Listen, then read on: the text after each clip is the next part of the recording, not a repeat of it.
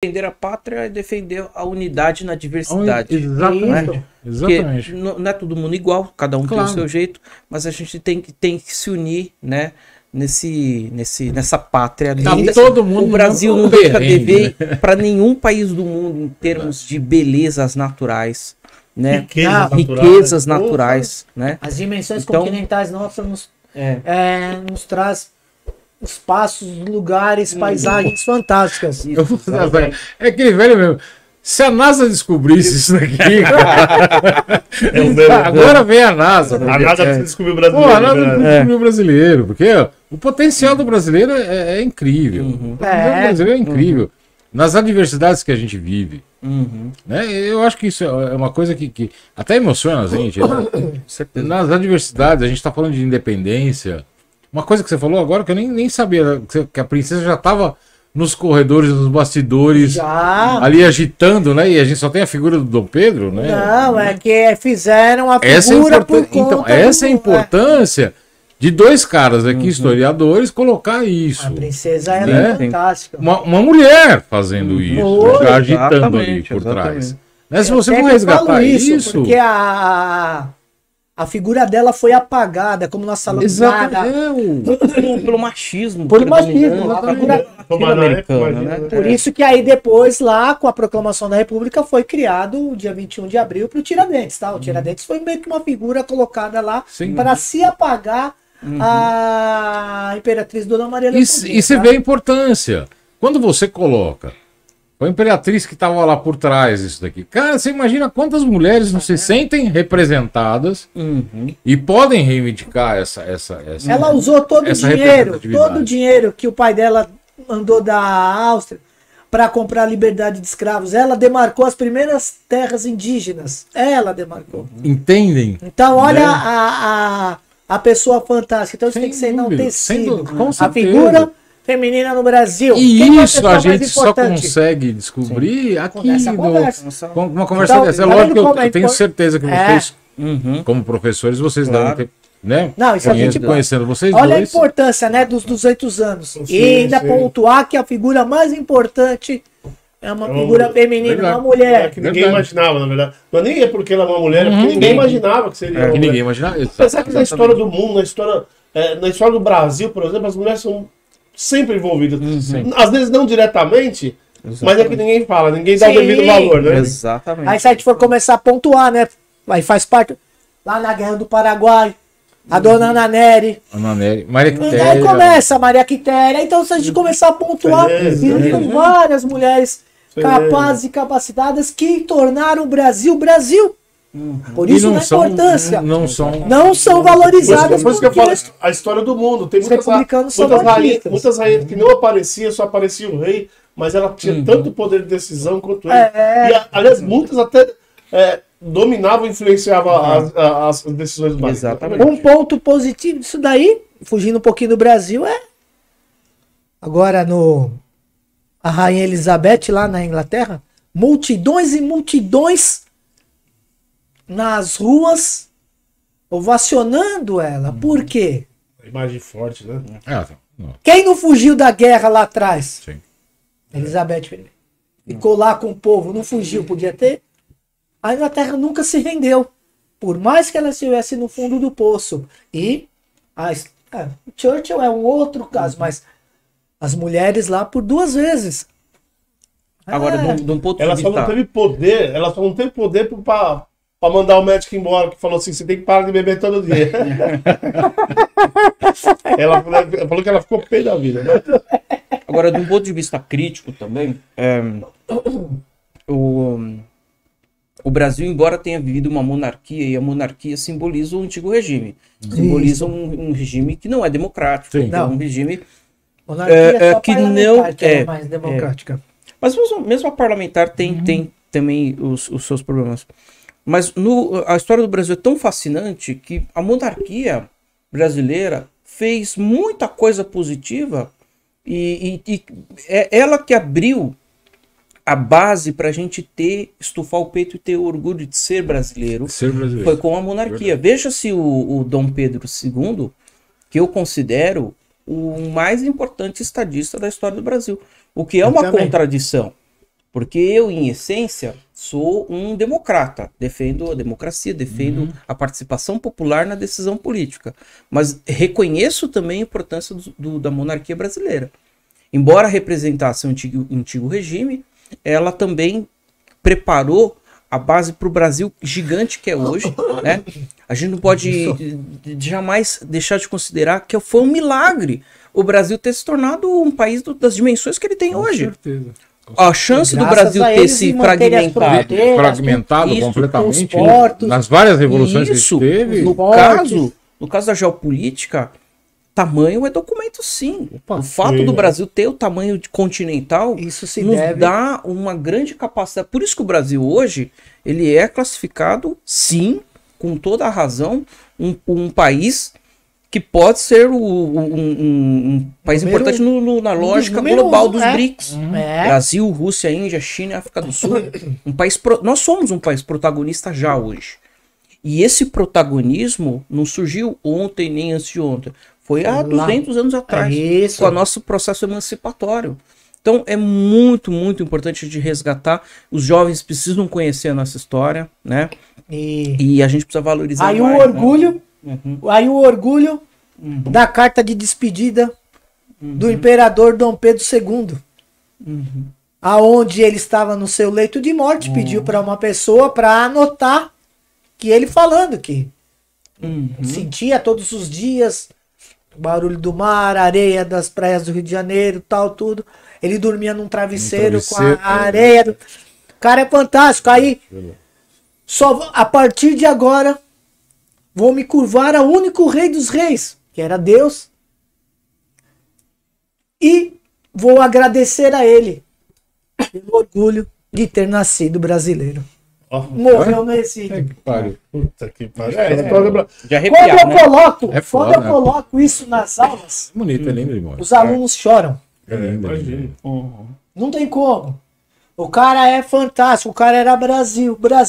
Meu, o cara queria deixar de ser imperador para lutar na Guerra do Paraguai. Não é certo mandar não sei o que. Então, tem mais no dia 7 de setembro. Esperamos.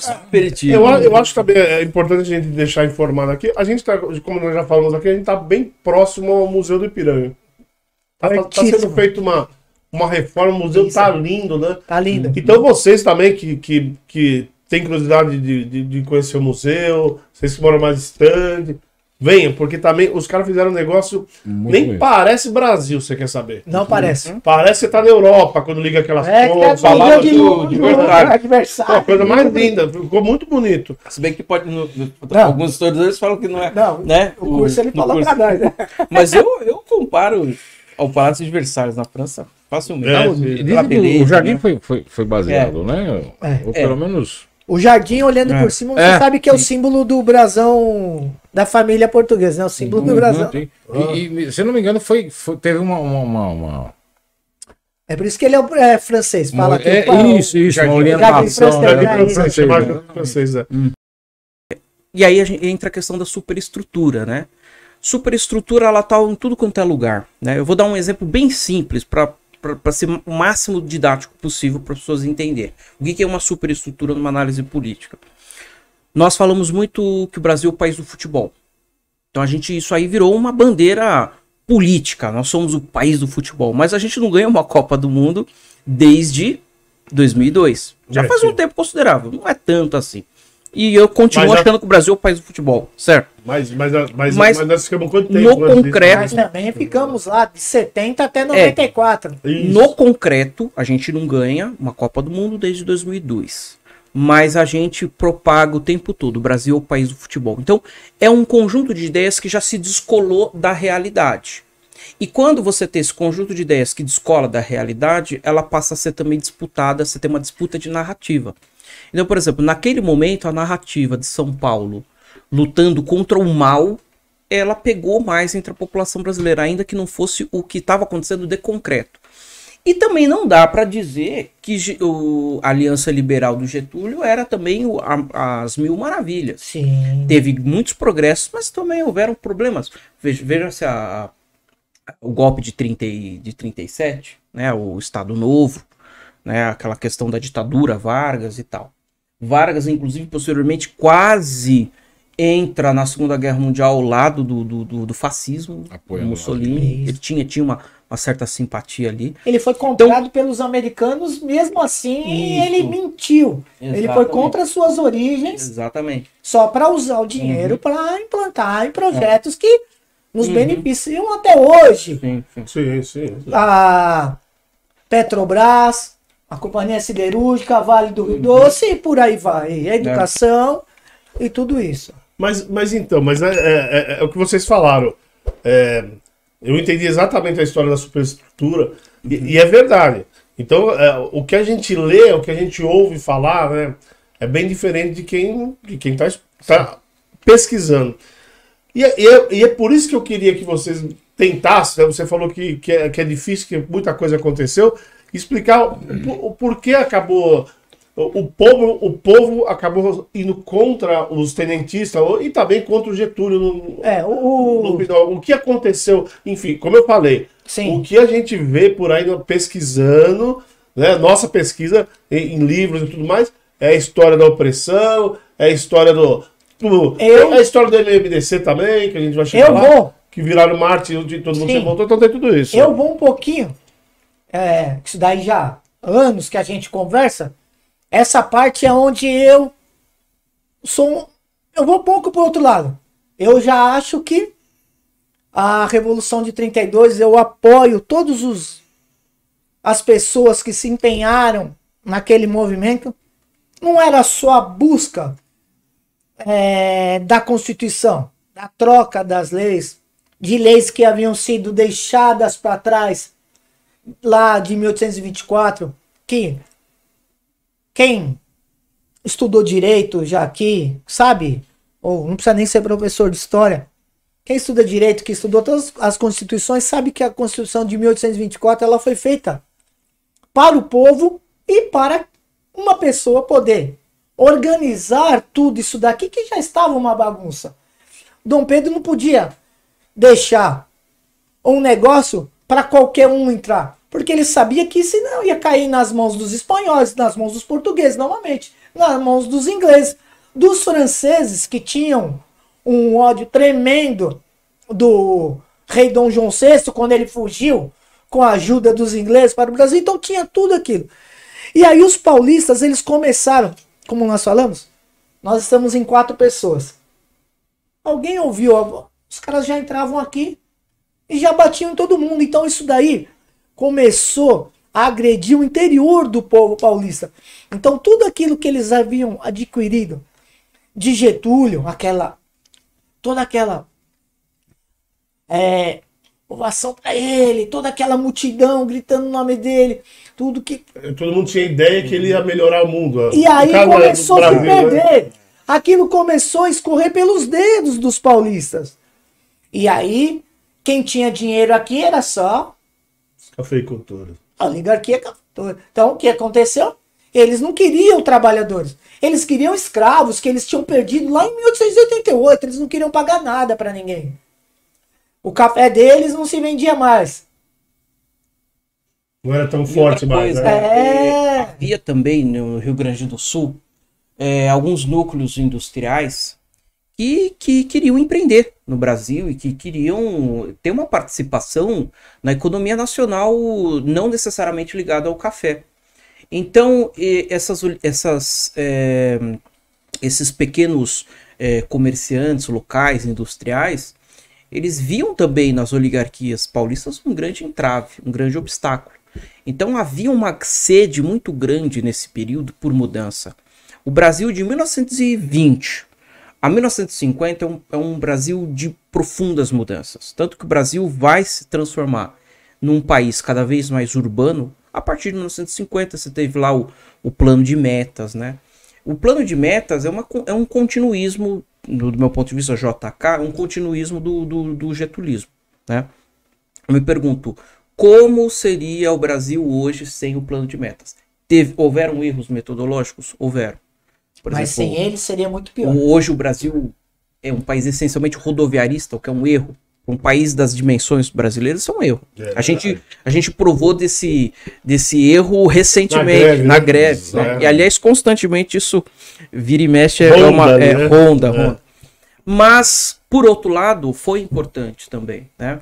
Então havia uma disputa, na verdade era uma cisão, o povo na grande realidade estava à margem de tudo isso, a grande parte da população estava à margem e nem sabia exatamente o que estava acontecendo no Brasil, era uma cisão de elites dentro do Brasil. Uma elite que estava querendo arriscar um novo modelo econômico e político para o Brasil e uma elite que apostava numa velha fórmula da Primeira República. E vinculada também a interesses do Império Britânico. O Império Britânico nunca também deixou de colocar lá seus interesses na mesa também, né? Então o imperialismo tinha o imperialismo britânico tinha muitas relações com os paulistas. Desde da trajetória de Dom João VI para o Brasil. O caráter progressista da Revolução de 30 ficou claro, eu diria que a partir de 1933, não, acho que antes até, quando se criou o Ministério do Trabalho, da Indústria e do Comércio. 3 atividades. Primeiro, Ministério do Trabalho, que regulamentava o trabalho no Brasil. Isso não interessava às oligarquias cafeeiras. E Ministério da Indústria e do Comércio, que são atividades eminentemente urbanas e não rurais. Então, nesse momento, a gente percebe que o caráter da Revolução de 30 começa a ganhar um viés bem mais industrial, progressista, urbano, ligado às atividades industriais, né? Mas na época em que aconteceu não só a Revolução de 30, mas a de 32, não havia esse entendimento por parte da opinião pública. Esse entendimento ele só foi ficando maduro na história do Brasil na década de 50, quando os efeitos colaterais da Revolução de 30 começaram a ser mais percebidos. E aí, nesse sentido, eu considero a Revolução de 30 positiva, e a de 32 uma tentativa de se frear. Muita gente não acredita que eles eram estudantes e atribui isso à propaganda política só, né? Para incentivar. Porque, na verdade, o Vargas povo, depois vai falar que os paulistas usaram essa tragédia como um subterfúgio para ter uma justificativa para o conflito, né? Sim. Então tem muito disse-me-disse nessa história também, né? Se eram mesmo estudantes, etc. Que se você está filiado a um órgão estudantil, aí ali eles se encontravam na faculdade no Largo de São Francisco, na faculdade de Direito, que existe até hoje. Então, para você tem que ir lá. Eu mesmo nunca pesquisei, nunca fui a fundo a isso para ver se todos eles estavam matriculados lá na faculdade do Largo de São Francisco. Eu nunca fui atrás disso. O fato deles estarem atrelados ao centro acadêmico, né, no caso, e representativos, e talvez questionando, né? Já é uma luta estudantil, que sempre foi marcada. Eles poderiam estar estudando, né? Já tinham se formado, etc. Ou às vezes faziam parte da organização. Ao centro acadêmico, né? Eu estou falando, tudo que eu estou falando aqui, vocês que me corrigem, eu vou repetir. Foi o que eu li. Sim. Vocês que me corrigem. O que eu li que eles faziam parte, tirando o Drauzio, lógico, que trabalhava ali próximo. Foi ali na Barra de Tapetininga com a República. Que ele se sentiu atraído pela multidão. E todos os jovens que trabalhavam naquele momento tinham um intuito revolucionário de conquistar alguma coisa melhor. Você com 14 anos vê uma multidão daquela reivindicando sobre tudo que você ouvia quando você chegava no seu bairro, na sua casa. O que você ia fazer? Você ia se aproximar. Foi o que aconteceu com ele. Ele era um jovem curioso. O curioso é o cara que busca, que vai atrás. Foi o que ele fez. Tá? Tanto que o dia 23 de maio, que foi o dia do falecimento deles, que eles foram alvejados, espancados, torturados. Desculpa, mas só para falar, acho que o negócio que é importante.